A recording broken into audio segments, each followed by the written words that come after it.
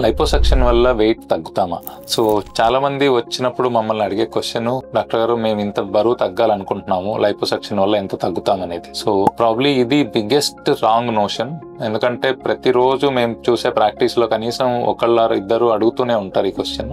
అందరు తెలుసుకోవాల్సింది ఏంటంటే వెయిట్ లాస్ కి లైపోసక్షన్ అనేది ఒక సాధనం కానే కాదు.